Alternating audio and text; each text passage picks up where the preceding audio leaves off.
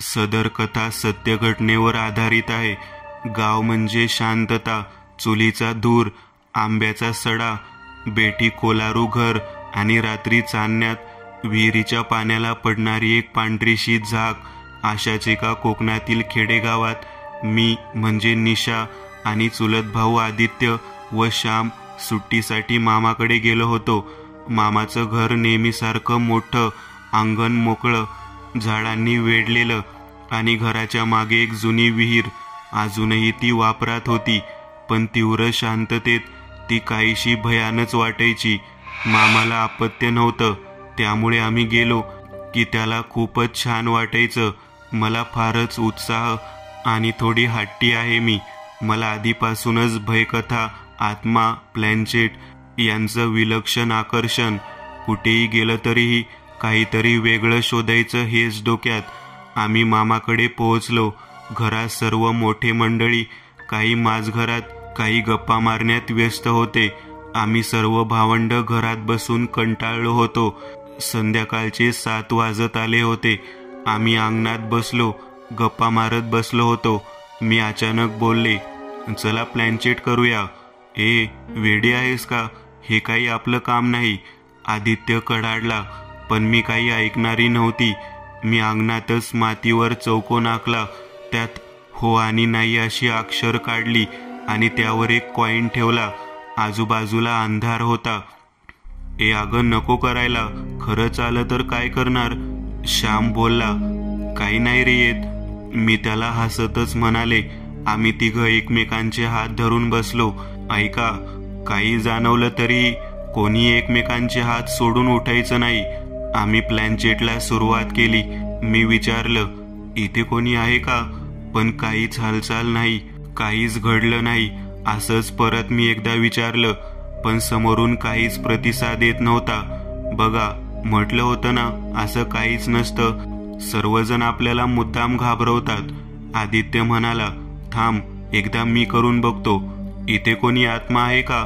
असेल तर आम्हाला संकेत द्या. तिसऱ्या वेळी आव्हान दिल्यावर मात्र आमच्यापासून थोड्या अंतरावर असलेल्या झाडाच्या खाली टांगलेला एक बल्ब सतत चालू बंद होऊ लागला आणि अचानक तो फुटला. सर्वच दचकलो. बघा, मी बोललो होतो ना, असतात भूत, नको करायला. श्याम म्हणाला, अरे काही नाही, बल्ब जुना होता.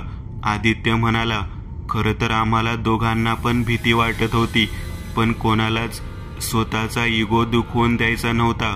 त्यामुळे मी पण ते असंच फुटलं असेल म्हणून सोडून दिलं. पण तेव्हा वातावरण बदललं होतं. झाड हालायला लागली होती. हवा एकदम थंड झाली. मी पुन्हा विचारलं, इथे कोणी आहे का? पण काहीच होत नव्हतं. शेवटी मी आदित्यला म्हटलं, बघ रे, काहीच होत नाहीये. चल उठू इथून, सर्व खोटं आहे. तसा आदित्य म्हणाला, तू जा, बघ तिकडे मागे विहीर आहे ना, तिथे जा निशा, आणि बघ तिथे आहे का कोणी. मी बोलले, नसणारच आहे, एवढ्या वेळा करून आलं नाही, आता काय असणार. म्हणून मी उठले व एकटीच विहिरीकडे निघाले. वातावरण शांत होतं. मी विहिरीपाशी पोहोचले व मी विचारलं, इथे आहात का तुम्ही? असाल तर समोर या, असं मी आवाहन केलं.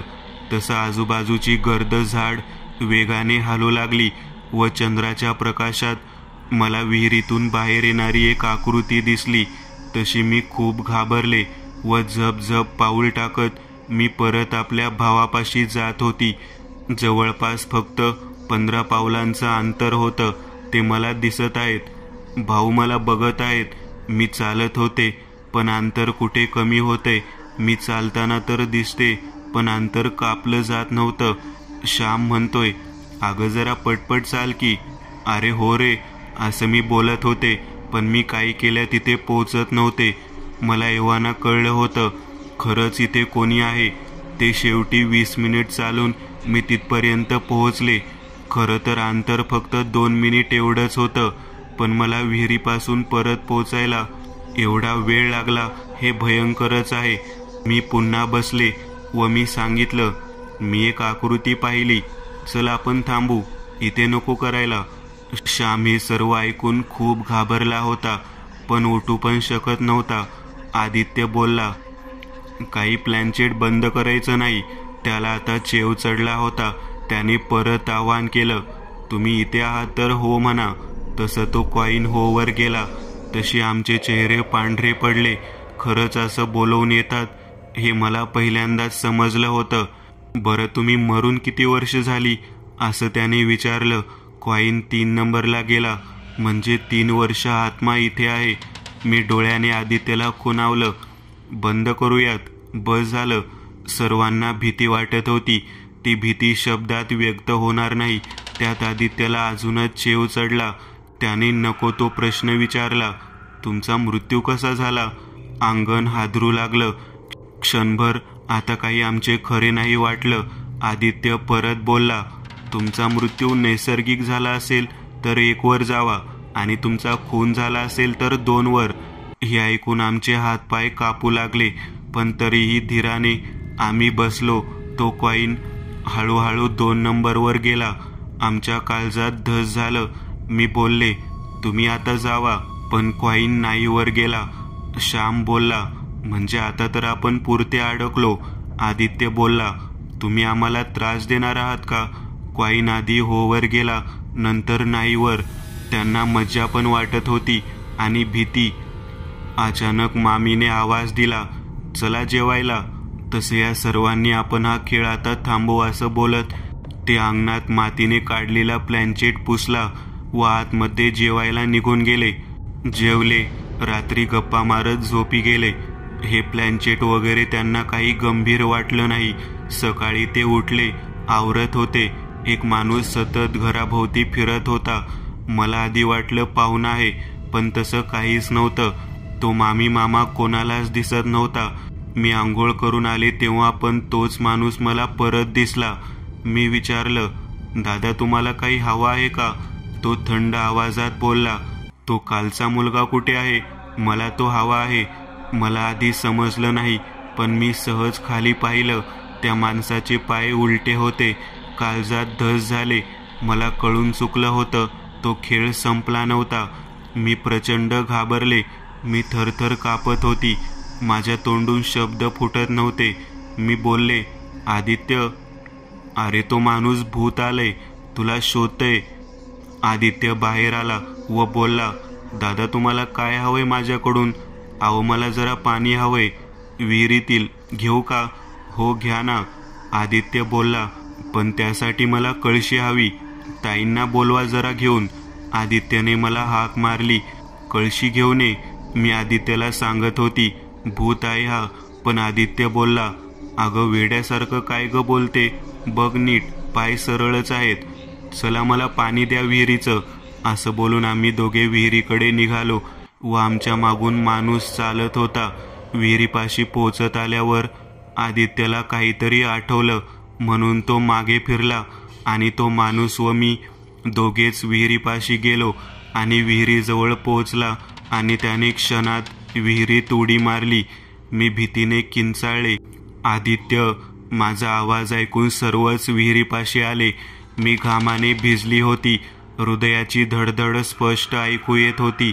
थरथरत कापत मी विहिरीकडं बोट दाखवून बोलले, त्या माणसाने जीव दिला विहिरीत आणि रडत असते. आदित्य बोलला, गप बस, झोप झाली नाही का? काहीही बोलतो.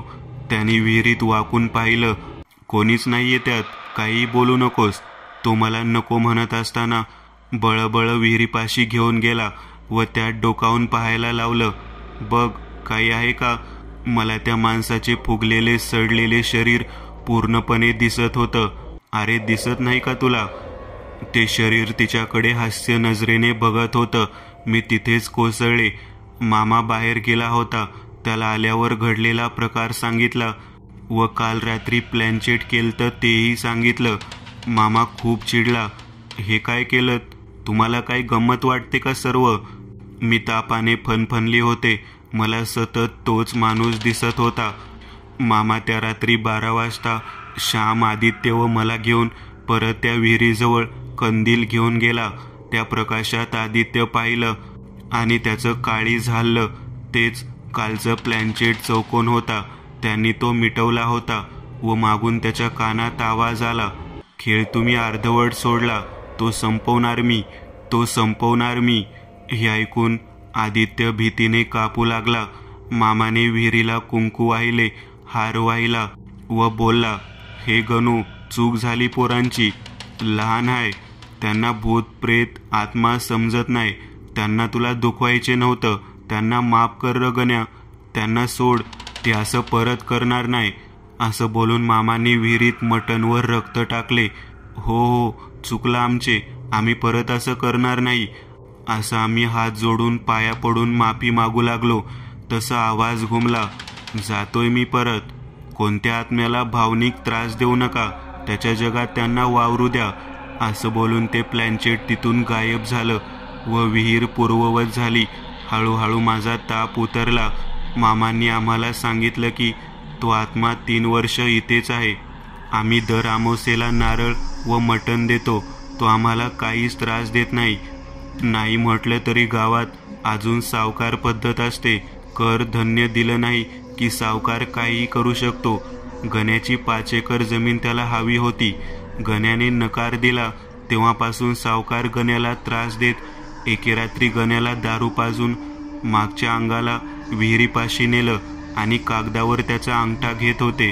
बळजबरी गण्या देत नव्हता म्हणून त्याला दोघांनी धरलं आणि अंगठा घेऊन पोटात शस्त्र खुपसून त्याला विहिरीत फेकलं व सर्व पुरावे नष्ट केले. मी हातबल होतो. मी काहीच करू शकलो नाही. पण मी माझ्या डोळ्यांनी पाहिलं होतं. पुरावे नाही, त्यामुळे सावकारला शिक्षा होऊ शकत नाही. त्यामुळे गण्याचा आत्मा इथेच भटकत आहे. वाट बघतोय सावकाराची. त्यामुळे असं कोणाला जाग करू नये. हे ऐकून भीती मन सुन्न झालं व तेव्हापासून प्लॅन्चेट नाहीच कधी केलं.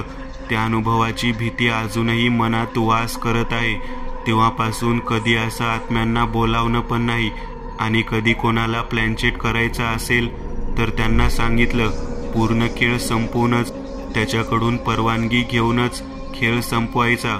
नाहीतर ते आपल्या आयुष्यात त्याची सावली ठेवतात.